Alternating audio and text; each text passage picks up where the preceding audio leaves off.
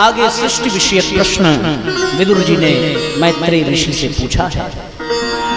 मैत्रेय ऋषि ने बहुत सुंदर तरीके से सृष्टि के विस्तार की कथा सुनाई है कि किस प्रकार से इस विश्व ब्रह्मांड में केवल और केवल प्रकाश का एक पुंज था, जिसे हम परब्रह्म परमात्मा कहते हैं। उस प्रकाश के पुंज के मन में एक विचार आया, एक भाव आया, एक इच्छा जगी, एक कल्पना जगी, क्या एको हम बहुश्यामी, मैं एक से बहुत हो जाऊं। और जैसे ही मन में इच्छा जगी तो फिर वही ब्रह्म जो है 3 धाराओं में विभाजित हुआ। उसने अपनी इच्छा शक्ति के माध्यम से 3 गुणों को धारण किया, सतोगुण, रजोगुण, तमोगुण। सतोगुण से विष्णु, रजोगुण से ब्रह्मा और तमोगुण से भगवान शिव का प्राकट्य हुआ। तीनों के माध्यम से वो ब्रह्म ईश्वर बना।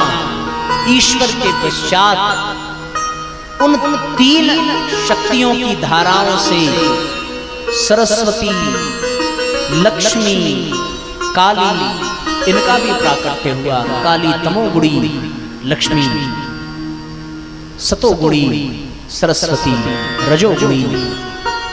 ये सब उसी ब्रह्म के शक्ति की 3 धाराएं हैं। इनमें और ब्रह्म में कोई अंतर नहीं है। विष्णु भी ब्रह्म है, शिव भी ब्रह्म है, ब्रह्मा भी ब्रह्म है। अब इसको ऐसे समझिए कि आदमी एक ही है, पर वो किसी के लिए चाचा है, किसी के लिए मामा है, किसी के लिए पति है, किसी के लिए पिता है, किसी के लिए पुत्र है वो एक ही है। उसी प्रकार ब्रह्म भी एक ही है। वो ब्रह्म जब सृष्टि का सृजन करता है तो ब्रह्मा कहलाता है। उसी ब्रह्म की शक्ति जब सृष्टि का पालन करती है तो फिर वो विष्णु कहलाती है।